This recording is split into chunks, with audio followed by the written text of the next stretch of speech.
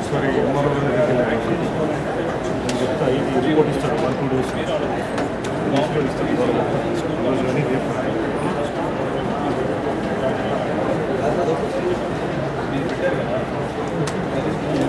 తీసుకోండి ఆఫీస్కి వెళ్ళండి.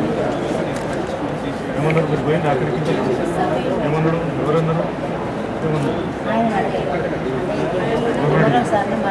మరో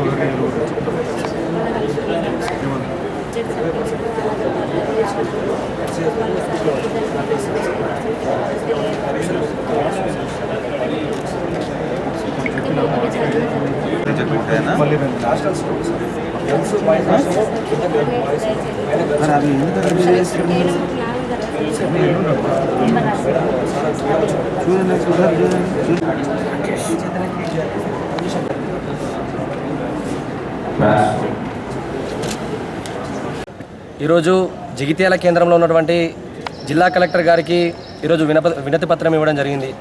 ఎందుకంటే నిన్న మేము శ్రీ చైతన్య పాఠశాల ముందు ధర్నా నిర్వహించినాం. పాఠశాలలో అధిక ఫీజులు వసూలు చేస్తున్నారు. అదేవిధంగా పాఠ్యపుస్తకాలు సంబంధించిన స్టేషనరీ విచ్చలవిడిగా అధిక ఫీజులకు అమ్ముతున్నారని చెప్పేసి మేము డిఓ గారికి పలుమార్లు కంప్లైంట్ చేసినా కూడా అతను స్పందించిన దాఖలా లేవని చెప్పి ఈరోజు కలెక్టర్ గారికి కలవడం జరిగింది. ఈరోజు జగిత్యాల జిల్లా వ్యాప్తంగా ఉన్నటువంటి అన్ని మండలాలలో దాదాపు 19 మండలాలలో ఈరోజు విచ్చలవిడిగా ఎంఈఓల అనుమతులతో ప్రైవేట్ పాఠశాలలు ఇష్టానుసారంగా ఫీజులు వసూలు చేస్తూ అనుమతులు లేకున్నప్పటికీ ఈరోజు పాఠ్యపుస్తకాలు, ఈరోజు బెల్టులు, యూనిఫామ్లు అమ్ముతూ ఈరోజు పాఠశాల విద్యను పూర్తిగా వ్యాపారంగా మారుస్తున్న ఈ యొక్క జిల్లా అధికారి గారికి కనీసం సోయి లేకుండా పోయింది. ఈరోజు మేము ఏబీ ద్వారా ఒకటే డిమాండ్ చేస్తున్నాం. ఏదైతే ప్రైవేట్ పాఠశాలలో వేటికైతే పర్మిషన్ లేవో వాటిని పూర్తిగా వాటి యొక్క పర్మిషన్ రద్దు చేసి పాఠశాలల యాజమాన్యాలపై చర్యలు తీసుకోవాలి. అదేవిధంగా ప్రభుత్వ నిబంధనల విరుద్ధంగా ఎవరైతే ఫీజులు వసూలు చేస్తూ పాఠ్యపుస్తకాలు అమ్ముతున్నటువంటి వారిపైన వాటి యొక్క పాఠశాల యొక్క గుర్తింపును రద్దు చేయాలి.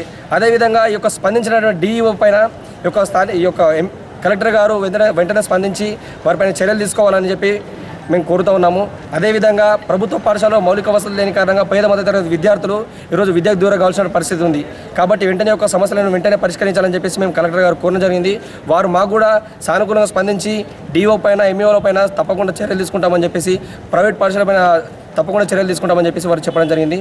ఈ సందర్భంగా మేము ఈ యొక్క రాష్ట్ర ప్రభుత్వానికి ఒకటే డిమాండ్ చేస్తున్నాం.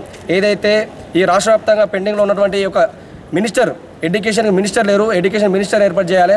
అదేవిధంగా ఫీజుల నియంత్రణ చట్టాన్ని ఏర్పాటు చేసి ఈ యొక్క ప్రైవేట్ పాఠశాలలో, కార్పొరేట్ పాఠశాలలో పేద మధ్యతరగతి విద్యార్థులకు 25% యొక్క పేద విద్యార్థులకు కన్సెషన్తోనే మీరు అడ్మిషన్ ఇవ్వని చెప్పేసి ఈ సందర్భంగా డిమాండ్ చేస్తాను. నా పేరు రాకేష్, ఏబీపీ రాష్ట్ర సంయుక్త కార్యదర్శి.